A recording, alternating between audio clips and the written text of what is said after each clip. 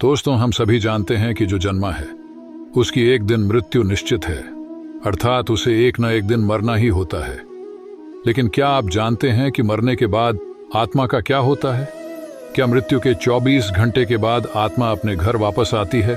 और वह कितने दिनों तक अपने घर में रहती है? क्या मृत्यु के बाद मृत्यु भोज करना उचित है? अगर आप सभी नहीं जानते तो आइए जानते हैं। इन सभी सवालों का जवाब गरुड़ पुराण में बताया गया है। जब किसी की मृत्यु हो जाती है तो यमराज के दूत उसकी आत्मा को अपने साथ ही यमलोक ले जाते हैं, जहां उसके पुण्य और पाप कर्म का लेखा जोखा किया जाता है। और फिर 24 घंटे के अंदर यमदूत उस प्राणी की आत्मा को वापस उसके घर छोड़ जाते हैं। यमदूत के द्वारा वापस छोड़ जाने के बाद मृतक की आत्मा अपने परिजनों के बीच ही भटकती रहती है और अपने परिजनों को पुकारती रहती है, लेकिन उसकी आवाज कोई नहीं सुनता। ये देख मृतक की आत्मा बेचैन और निराश हो जाती है और जोर जोर से चिल्लाने लगती है, तब भी उसकी आवाज को कोई नहीं सुनता। इसके बाद मृतक की आत्मा बार बार अपने शरीर में प्रवेश करने की कोशिश करती है, लेकिन यमदूत के पाश में बंधे होने के कारण वह मृत शरीर में प्रवेश नहीं कर पाती है और अपने परिजनों को देखकर दुखी और बेबस हो जाती है और वह भी रोने लगती है, लेकिन वह कुछ कर नहीं पाती और लाचार होकर अपने जीवन में किए गए कर्मों को याद करके दुखी हो जाती है। गरुड़ पुराण की माने तो जब यमदूत मृतक की आत्मा को उसके परिजनों के बीच छोड़ जाते हैं तो उसके बाद उस आत्मा में इतनी शक्ति नहीं रहती कि वह यमलोक की यात्रा तय कर सके। गरुड़ पुराण के अनुसार किसी भी मनुष्य की मृत्यु के बाद जो 10 दिनों तक पिंडदान किया जाता है, जिससे उस मृत आत्मा के विभिन्न अंगों की रचना होती है, और फिर 11वें और 12वें दिन जो पिंडदान किया जाता है उससे उस मृतक आत्मा की शरीर रूपी मांस और त्वचा का निर्माण होता है।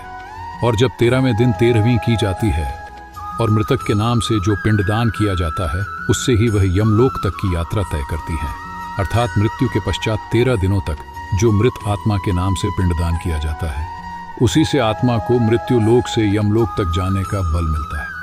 इसीलिए दोस्तों, गरुड़ पुराण में बताया गया है कि जब किसी मनुष्य की मृत्यु हो जाती है तो उसकी आत्मा 13 दिनों तक अपने परिजनों के बीच भटकती रहती है। वह अपने परम लोक तक नहीं पहुंच पाती और इसके बाद मृतक की आत्मा मृत्युलोक से यमलोक के सफर पर निकल पड़ती है, जिसे पूरा करने में उसे 1 साल यानी 12 महीने का वक्त लगता है। मान्यता के अनुसार 13 दिनों तक किया गया पिंडदान इस 1 वर्ष मृतक की आत्मा के लिए भोजन समान होता है। दोस्तों, अब आपके मन में यह सवाल उठ रहा होगा कि अगर किसी मृत आत्मा के पिंडदान नहीं किया जाए तो क्या होगा? तो मैं आपको बता दूं, इसका भी वर्णन गरुड़ पुराण में विस्तार से किया गया है, जिसके अनुसार जिस मृतक आत्मा के नाम से पिंडदान नहीं किया जाता है उसे 13वीं के दिन यमदूत जबरदस्ती घसीटते हुए यमलोक ले जाते हैं, जिससे मृत आत्मा को यात्रा के दौरान काफी कष्ट उठाना पड़ता है। इसलिए हिंदू धर्म में हर मृत आत्मा के नियमित 13 दिनों तक पिंडदान किए जाना आवश्यक बताया गया है। इन सब के अलावा गरुड़ पुराण में यह भी बताया गया है कि 13वीं के दिन मृतक के निमित्त परिजनों के द्वारा किया जाने वाला भोज कर्ज लेकर किया जाए तो मृत आत्मा को शांति नहीं मिलती। मृत आत्मा को इन बातों का बड़ा ही कष्ट होता है। मन ही मन सोचता है कि काश मैं अकेले ही कष्ट उठाता। साथ ही गरुड़ पुराण में यह भी बताया गया है कि जो मृतक के परिजन को कर्ज लेकर भोज करने पर मजबूर करता है, ऐसे इंसान को यमराज कभी भी क्षमा नहीं करते और उसकी मृत्यु के बाद उसे कई तरह की यातनाएं देते हैं और फिर उसे वापस मृत्युलोक में भेज देते हैं। साथ ही गरुड़ पुराण में यह भी बताया गया है कि जो मनुष्य जीवित रहते पुण्य कर्म करता है उसे यमदूत मृत्यु के 13 दिनों बाद अपने साथ यमलोक ले जाते हैं और ऐसी आत्मा को मृत्युलोक से यमलोक तक जाने वाले मार्ग में किसी भी तरह का कष्ट नहीं भोगना पड़ता।